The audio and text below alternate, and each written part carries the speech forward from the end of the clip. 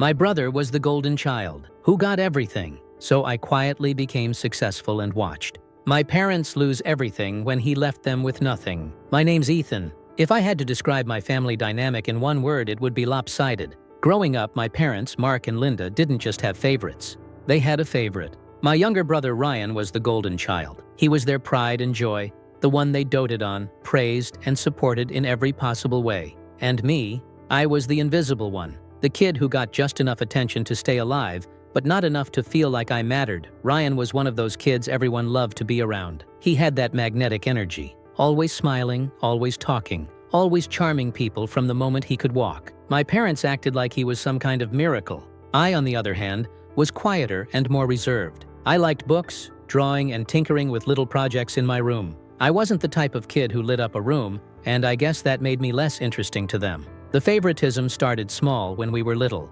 Ryan got more toys than I did. At first, I thought maybe it was because he was younger, and my parents were just trying to make him happy. But as we got older, it became clear that this wasn't about his age. It was about him being their star and me being, well, the other kid. Birthdays were a perfect example. For Ryan's birthdays, my parents went all out. Big parties, expensive gifts, the whole 9 yards. For mine, it was usually just a cake and a happy birthday, before they went back to talking about Ryan's latest achievements. One year I remember asking for a new art set. Instead, they got me a pack of pens from the dollar store. Meanwhile, Ryan got a brand new bike for his birthday that same year. But it wasn't just material things. The emotional neglect hurt even more. When I got straight A's on my report card in middle school, I was so proud. I thought, maybe this will get their attention. I showed my mom, hoping for at least a good job, Ethan. Instead, she glanced at it and said, "That's nice," before turning to gush over Ryan's latest basketball game. He wasn't even good at basketball, but somehow his 2 points in a middle school game were more exciting than my academic achievements. That kind of thing happened all the time. If Ryan had an interest, my parents were all in. They bought him gear, signed him up for lessons, and cheered him on at every game. But when I showed interest in something, it was like pulling teeth to get them to care. Once I told them I wanted to start a small online shop to sell handmade crafts. I'd been saving up for months and needed a little extra money to buy some supplies. My dad laughed and said, "You don't need to waste your time on that. Focus on something practical." Then a few months later, Ryan announced he wanted to start a fitness gear brand. My parents immediately opened their wallets. They helped him buy equipment, paid for a professional website, and even hired a graphic designer to create his logo. I remember sitting there watching all this unfold and thinking, why does he get everything handed to him while I have to fight for scraps? By the time I hit high school, I had learned to stop expecting anything from them. Ryan was their world, and I was just the guy who lived in the same house.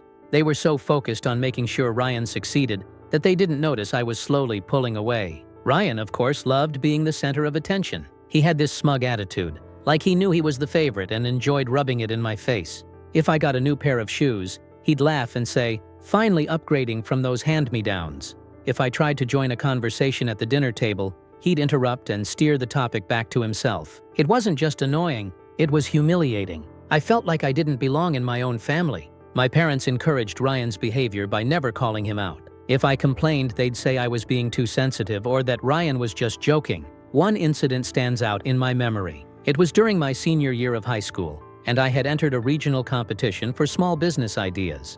I spent weeks preparing my pitch, designing prototypes, and perfecting my presentation. When I won first place, I came home bursting with excitement. I told my parents, thinking maybe, just maybe, they'd finally be proud of me. My dad's response? "That's nice, but have you seen Ryan's new logo? So professional looking." My mom didn't even look up.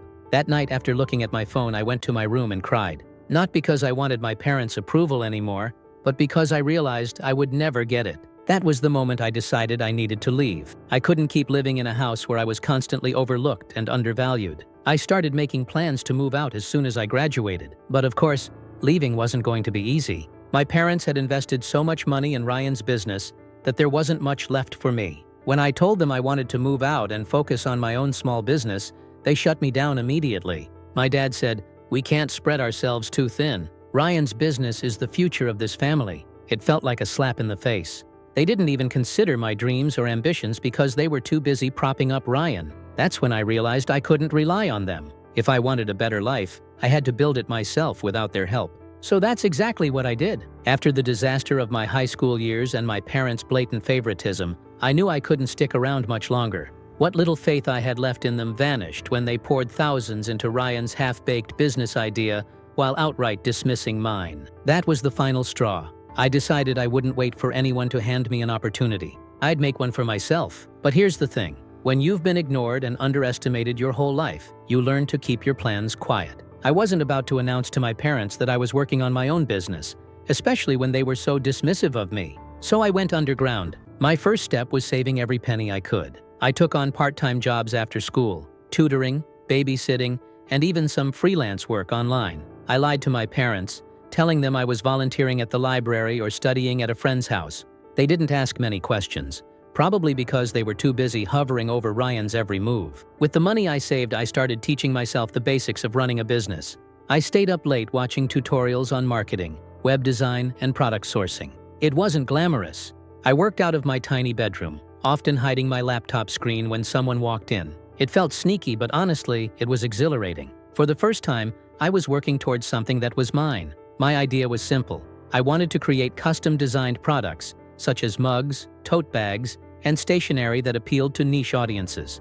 It wasn't groundbreaking, but I believed in it. I researched trends, designed mock-ups, and even found a small supplier willing to work with me on a budget. The first time I made a sale, I thought I was going to cry. It wasn't a lot of money, just $15 for a custom mug, but it felt like I'd won the lottery. Someone out there valued something I had created. Meanwhile, Ryan's business was flopping spectacularly. He'd come home from meetings with his team, a couple of his friends who spent more time drinking than working, and complain about how hard it was to get clients.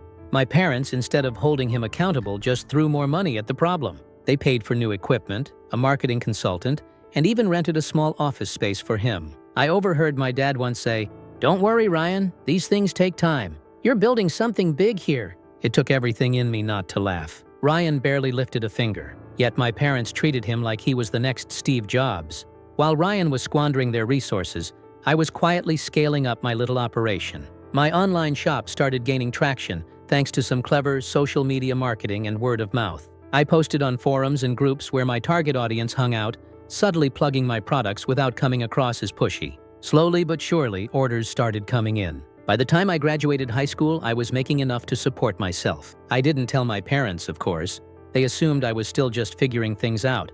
When I told them I wanted to move out, they barely blinked. My dad said something like, "Good for you. Maybe you can help Ryan with his business now that you'll have more time." I had to bite my tongue to keep from snapping. Instead, I just smiled and said, "Sure, Dad." What they didn't know was that I wasn't moving out to help Ryan or to stay close to home. I had already found a small office in another state, far enough that they wouldn't drop by unannounced. It wasn't anything fancy, just a single room with peeling wallpaper and a creaky chair, but it was mine. I signed the lease the day after graduation. For the first time in my life, I felt free. Setting up my office was one of the happiest moments of my life. I spent days rearranging furniture. Setting up my computer and organizing my inventory was hard work. There were moments when I doubted myself, but I loved every second of it. One of the first things I did after moving out was expand my product line. I introduced personalized notebooks and planners, which turned out to be a huge hit. I also started offering custom designs for bulk orders, think corporate gifts or wedding favors.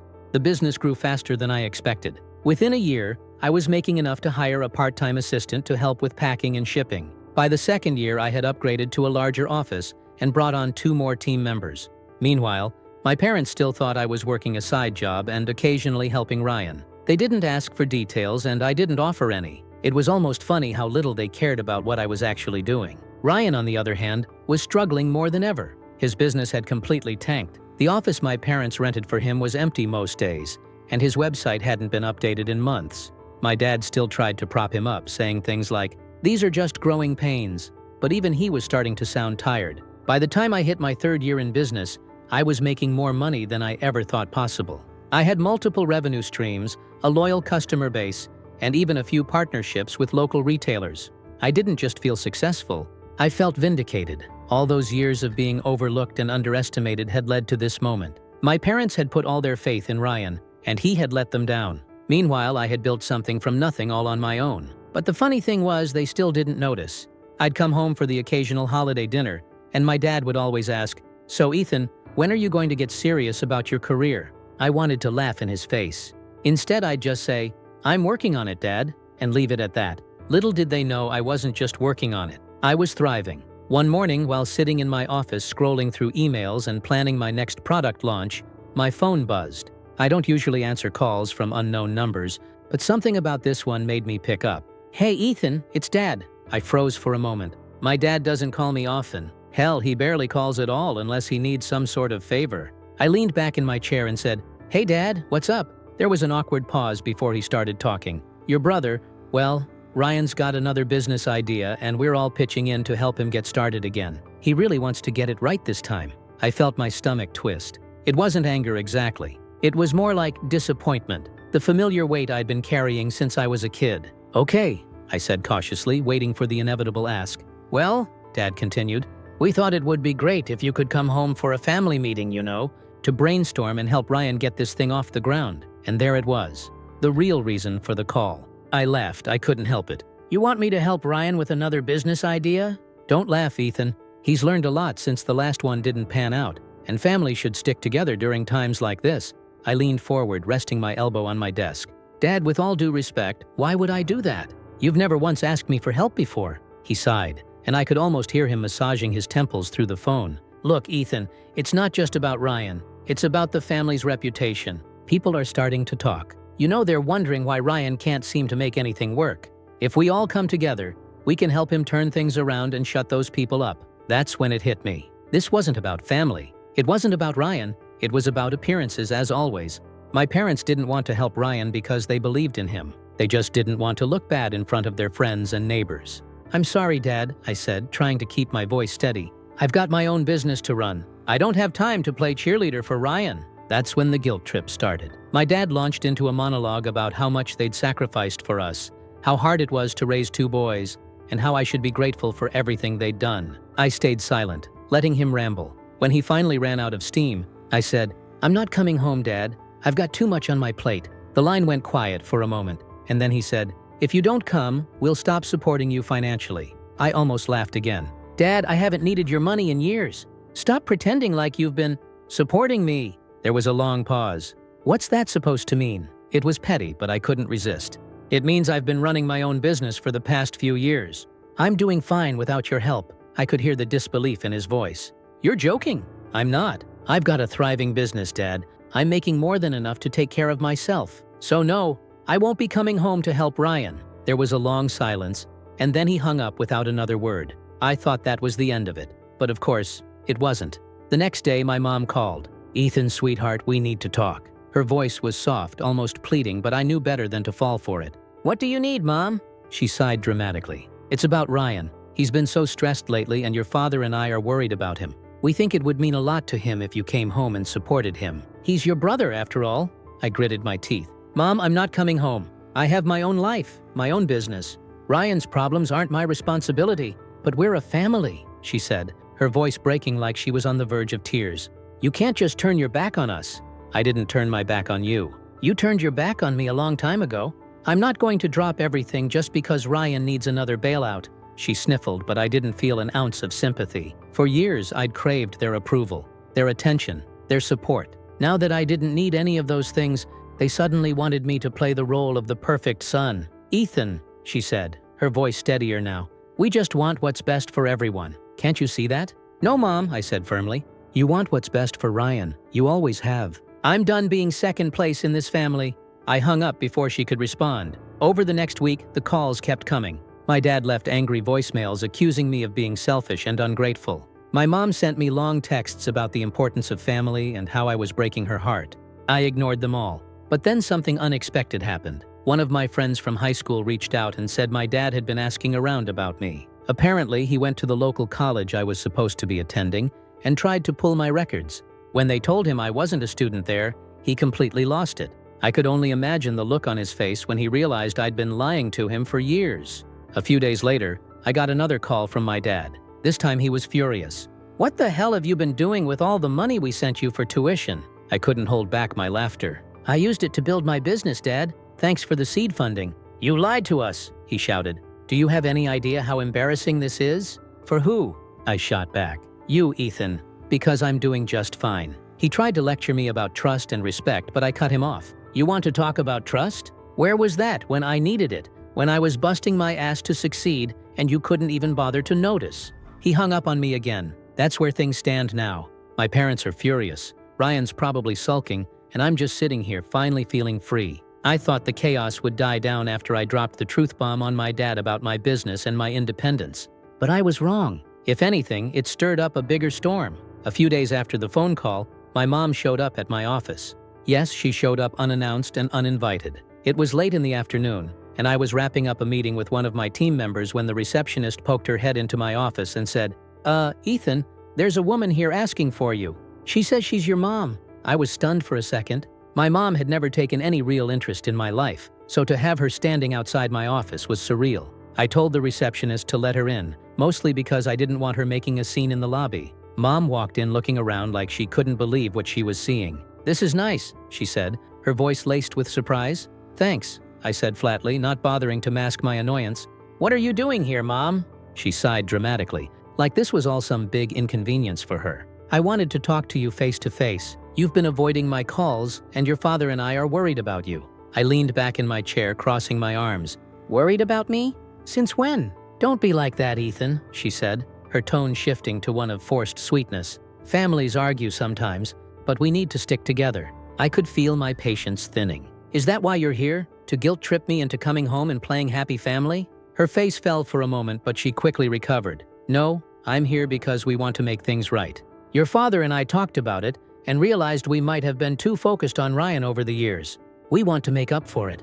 I didn't believe her for a second. "Make up for it how exactly? By pretending the last 20-some years didn't happen?" Her eyes darted around the room, avoiding my gaze. We want to support you now, Ethan. You've obviously done well for yourself, and we're proud of you." I scoffed. "Proud? You didn't even know what I was doing until a week ago. You didn't care when I needed you, and now you suddenly want to act like supportive parents? Why? Because Ryan's business failed and you need someone to bail you out?" Her face flushed red. "That's not fair. We've always cared about you." "Stop," I interrupted, my voice sharp. "Let's not rewrite history. You came here because you're desperate, not because you care. So why don't you drop the act and tell me what you really want?" She hesitated, her hands fidgeting with the strap of her purse. Finally, she said, "Your father and I are in a bit of a financial bind. Ryan's last venture cost us more than we expected, and well, we were hoping you could lend us some money to get back on our feet." I laughed bitterly. "Of course it always comes back to money. It's not just about money," she said quickly. "We want to rebuild our relationship with you too. This could be a fresh start for all of us." I stared at her, trying to decide if she actually believed what she was saying, or if she was just trying to manipulate me. "You spent years ignoring me, dismissing me, and now you want a fresh start because you're broke? That's not how this works, Mom. I'm not your safety net." Her expression hardened. "Ethan, we're your parents. We've done so much for you over the years."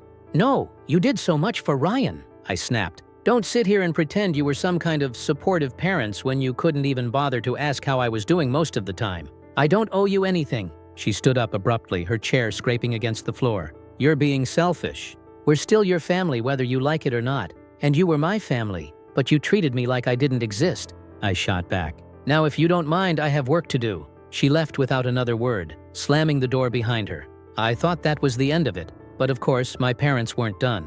A few days later, I got another surprise visitor. Ryan. He showed up at my office looking like a mess, unshaven, disheveled, and desperate. I almost didn't recognize him. "Ethan," he said as he walked in. "Can we talk?" I sighed, leaning against my desk. "What do you want?" Ryan sat down heavily, running a hand through his hair. "Look, man, I know things haven't been great between us, but I really need your help right now." I raised an eyebrow. "You need my help? That's a first." He flinched but pressed on. "I screwed up, okay?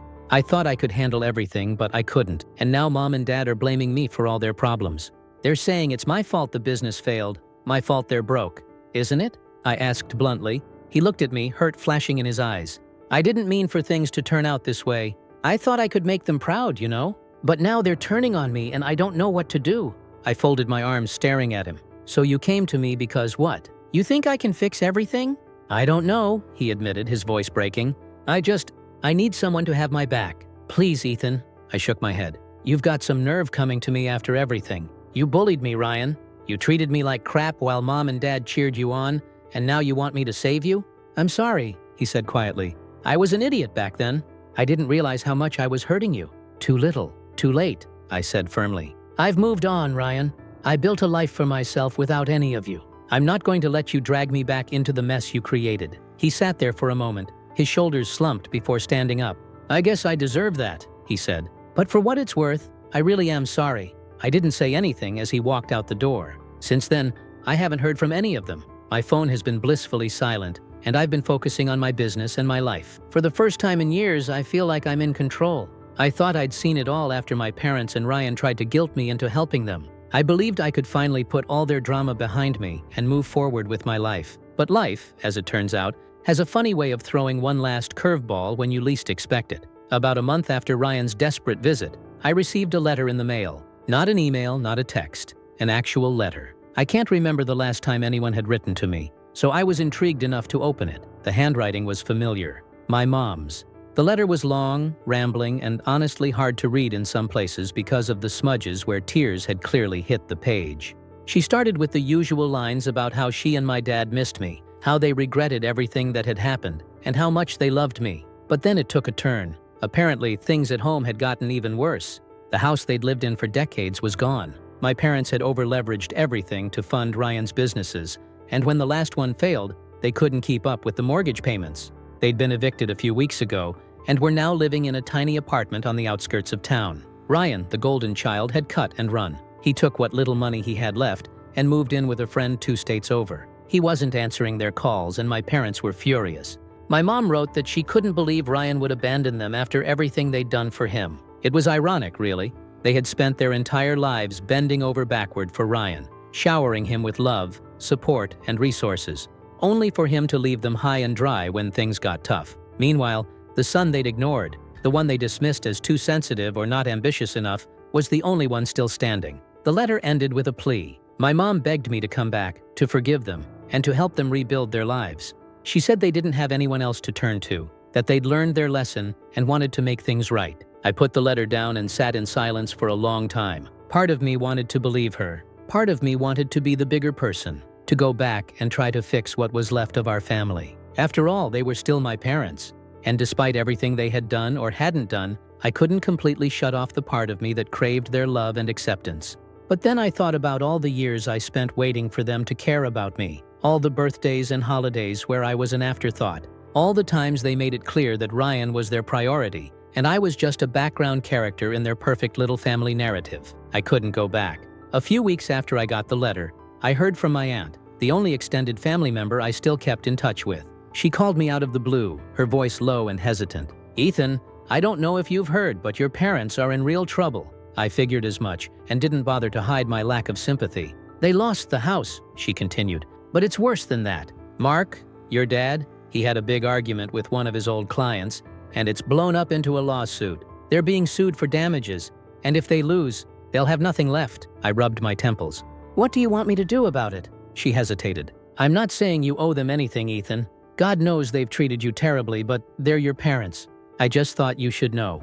I thanked her for letting me know and hung up. That night, I couldn't stop thinking about everything. My parents had made so many bad decisions, so many mistakes, but at the end of the day, they were still human, flawed, selfish, and short-sighted. Sure, but human nonetheless. I wasn't going to swoop in and save them. I wasn't going to pour my hard-earned money into their endless pit of bad choices. But I decided I could give them one thing: closure. I called my mom the next day. She picked up on the first ring, her voice shaky and emotional. "Ethan, is that you?"